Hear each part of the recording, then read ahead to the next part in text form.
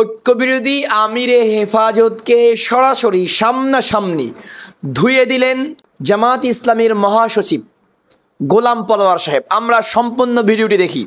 আমাদের জাতির সামনে একটা মহা সুযোগ। আমি জানি না, বয়সে আমি ক্ষুব্ধ হতে পারি, কিন্তু আমি যতটুকু দিন আর এদেশের রাজনীতির ছোট্ট বিশ্লেষণ মানুষের কাছে শুনেছি আর বুঝেছি, স্বাধীনতার 54 বছর পরে এবার আমাদের মাঝে মুসলিম উম্মার ভুল ভ্রান্তি, নিজেদের চিন্তা অনৈক্য বিভেদ দূর করে জাতির সামনে আল্লাহ তাআলার দ্বীনের যে স্বপ্ন পূরণের যে মহা সুযোগ এসেছে, আমরা যদি এবার ব্যর্থ হয়ে যাই, জাতির সামনে আল্লাহ না করুক একটা কঠিন পরীক্ষায় আমরা হয়তো নিপতিত হতে পারি।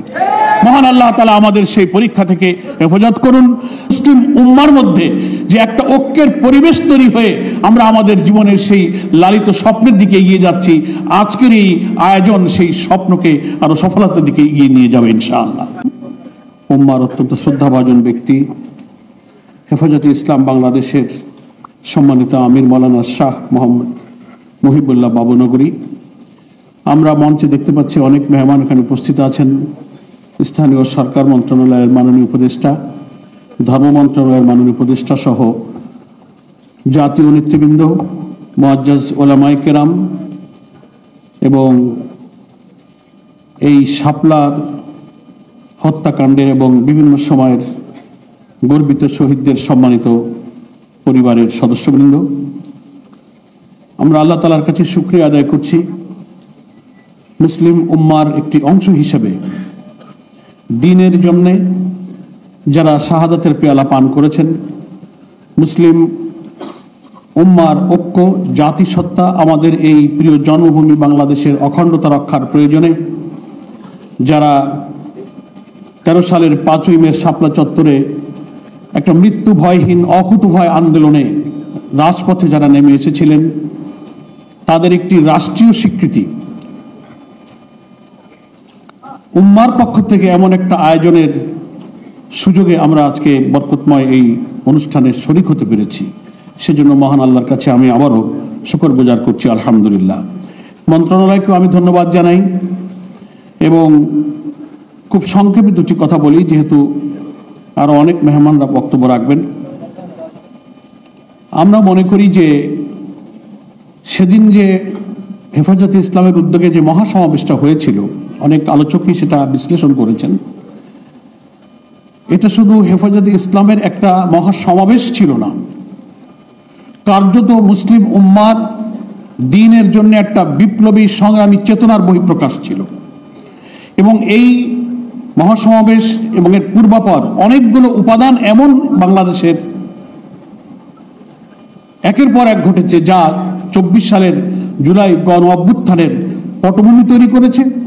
এবং একটা ঘটনা নয়, একের পর এক অনেকগুলো উপাদান তৈরি হয়েছে গত 15, 16, 17 বছরের আওয়ামী দুঃশাসনের যুগে। এই সব উপাদানের মধ্যে অন্যতম উপাদান ছিল এই শাপলার ম্যাসাকার, এবং এগুলোই হচ্ছে 24শে জুলাইয়ের যে আউটবাস্ট, যে গণবিস্ফোরণ, অর্থনৈতিক শোষণ, নিপীড়ন, আলেম ওলামার উপরে নির্যাতন, দ্বীন এবং ইসলাম বিরোধী শক্তিকে রাষ্ট্রীয় মদদ দিয়ে ভিন্ন মতের উপরে নিষ্ঠুর যে নির্যাতন চালানো হয়েছিল, লুটপাট, দুর্নীতি, সবকিছু মিলে একটা আউটবাস্ট যে হয়েছে, সেটি ছিল 24-এর গণ অভ্যুত্থান। আজকে এই অনুষ্ঠানের যিনি আয়োজন করেছেন, এই সরকারের মাননীয় উপদেষ্টা, তিনি সেই 24-এর গণ অভ্যুত্থানের একজন বিপ্লবী সৈনিক। বিশেষভাবে আমি তাকে ধন্যবাদ জানাই। আমাদের এই জাতির অখণ্ডতা, আমাদের জাতিসত্তা এবং আল্লাহ তাআলার দ্বীনকে বিজয়ী করার জন্য স্বাধীনতার এই 54 বছরে এদেশের কত শহীদ, কত আলেম ওলামা, কত মাদ্রাসার ছাত্র, মুসলিম উম্মার অনেক বিপ্লবী মানুষেরা অকাতরে জীবন দিয়েছে, নিষ্ঠুরভাবে নির্যাতিত হয়েছে, তাদের দ্বীন বিজয়ের সেই স্বপ্ন আজও পূরণ হয়নি। আমি মনে করি 24-এর গণ অভ্যুত্থানের মধ্য দিয়ে যে প্রেক্ষাপট এখন তৈরি হয়েছে, অন্তত মুসলিম উম্মার মধ্যে যে একটা ঐক্যের পরিবেশ তৈরি হয়ে আমরা আমাদের জীবনের সেই লালিত স্বপ্নের দিকে এগিয়ে যাচ্ছি, আজকের এই আয়োজন সেই স্বপ্নকে আরো সফলতার দিকে এগিয়ে নিয়ে যাবে ইনশাআল্লাহ। সম্মানিত সুধীবৃন্দ, আর এই পিছনে, এই নিষ্ঠুরতার পিছনে যা দুনিয়াকে বিস্মিত করেছিল, এখানে অনেক আলোচক তার কিছু ছোট্ট চিত্র তুলে ধরেছেন, আমরা ডকুমেন্টারিতে দেখেছি। এটা বিস্ময়ের ব্যাপার, একটা সরকারের প্রধান কত নির্লজ্জ মিথ্যাচার করতে পারেন। তিনি বলছেন যে না, ওখানে কোনো হত্যাকাণ্ড হয়নি, মাদ্রাসার ছেলেরা গায়ে রক্ত মেখে শুয়েছিল, পুলিশ ধাওয়া দিলে উনি উঠে চলে গেলেন। এখনই আমরা ডকুমেন্টারিতে দেখলাম। তারই নেতৃত্বে কিন্তু, তার এই উদ্যোগে কিন্তু শাহবাগ তৈরি হয়েছিল। উনি পার্লামেন্টে দাঁড়িয়ে বলেছিলেন, তদানীন্তন প্রধানমন্ত্রী, শাহবাগে যখন নাস্তিক মুরতাদদের উত্তরসূরিরা এইভাবে মুসলিম উম্মার বিরুদ্ধে একটা জমায়েত করলো, তিনি ওখানে বললেন আমার দেহটা পার্লামেন্টে পড়ে আছে, মনটা আমার শাহবাগে চলে গেছে। এবং এই শাহবাগীরাই এখনো থেমে যায়নি, তারা এখনো কিন্তু ছাই চাপা দেওয়া বারুদের মতো বিভিন্ন জায়গায় বিস্ফোরণের ষড়যন্ত্র করছে। আজকের এই সমাবেশ থেকে আমরা এই চেতনা নিয়ে বিদায় নেব যে এটা যেমন একটা ষড়যন্ত্রের ফসলে হামলাটা হয়েছিল, এখানে ভারতীয় আধিপত্যবাদী দেশীয় সেবাদেশরা, সেই সময়কার প্রধানমন্ত্রী ইনু মেননদের নেতৃত্বে 14 দলের নামে যে দোসররা ছিল, ওই রাত্রিতে বিদ্যুৎ বিচ্ছিন্ন করে গুলি চালানো, আর বেনজির সহ সেই সময়ের র্যাব পুলিশেরা যে নিষ্ঠুর মধ্যরাতের যে নির্যাতন করেছিল, ব্লুপ্রিন্ট যারা করেছিল, তাদের বিচারের যে প্রক্রিয়া চলছে, আমরা মনে করি এই বিচার জাতির সামনে যদি দৃষ্টান্তমূলক হয়, ইনশাআল্লাহ ইসলামী উম্মার উপরে আঘাত হানার মতো দুঃসাহস ইনশাআল্লাহ আর কেউ দেখাবে না। এই বিচারের কাজে যারা সাক্ষী আছেন, যারা প্রসিকিউশনে আছেন, সকলকেই সাহসিকতার সাথে ভূমিকা পালনের জন্য আমরা দোয়া করি এবং আমরা এই আশাবাদ ব্যক্ত করছি।